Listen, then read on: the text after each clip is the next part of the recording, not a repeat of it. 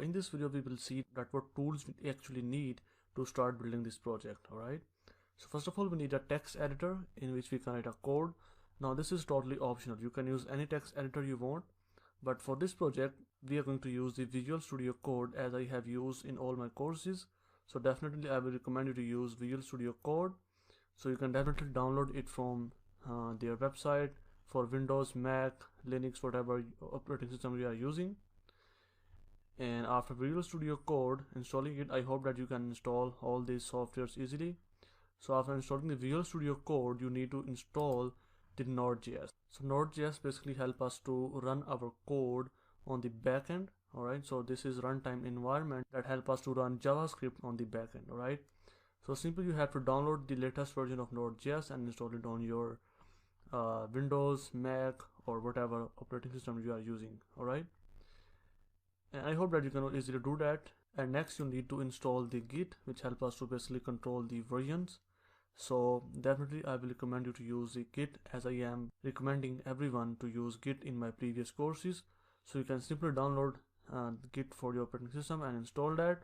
And after installing it, we have to use this Git terminal in our Visual Studio Code. Alright, so if you don't have embedded it in your Visual Studio Code, then you can simply go to your VS Code. After installing it, you can go to the File, Preferences and Settings, and the settings you simply have to type here terminal, and you can see that here external terminal. You can simply provide the link. After installing the Git, you can simply go to your C program files, git bin and then bash.exe. Alright, so you can simply copy this URL or the path of this bash file and paste it in here, and that's it. Then if you go to your terminal, like terminal, new terminal, you will see that now you have Git on your terminal. So after installing the Git, you also need to install this Postman. Now Postman is a software that helps us to test our APIs. So definitely we are going to build our API on the back end, and then we will connect this API to the front end. So to test all these routes on the back end, we need a software. So in this case, we are using the Postman, one of the best software to test our APIs. So simply download it and install it on your computer, and I will show you later that how we can set up this Postman environment to test our API. So simply download it and install it. And after that, we also need MongoDB Compass, because we are using the MongoDB database as our database in this project. So we need MongoDB Compass, which is basically a software you can install and you can use it offline or online, whatever you want.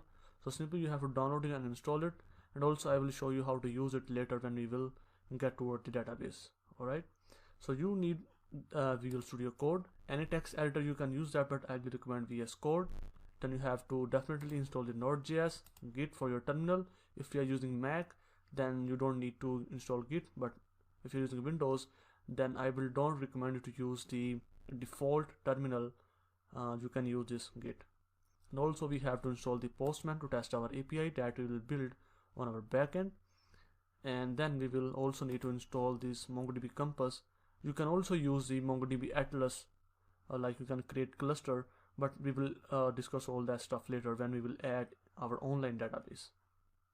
So you simply have to install the MongoDB Compass and you're good to go. Alright, so after installing all these softwares, you are good to go. And in our next video, basically in our next section, we're going to start writing our proper code for Shopit e-commerce project. Alright, and also before closing this video, I'm going to tell you that first of all we will handle our backend part, because I want to complete my backend first. Then I will connect the backend API with the front end in which I'm going to use the React. Alright, so this is totally optional. If you want to use, like if you want to do front end and back end at the same time, like first create a route on the back end, then handle that route on the front end, you can also do that, but this is totally optional. But in this course, I'm going to write our back end, like 80% of the back end first, and then I will move toward the front end and handle all the routes on the front end also. Alright, so this is totally optional, whatever you want to do. So I will see you in the next video.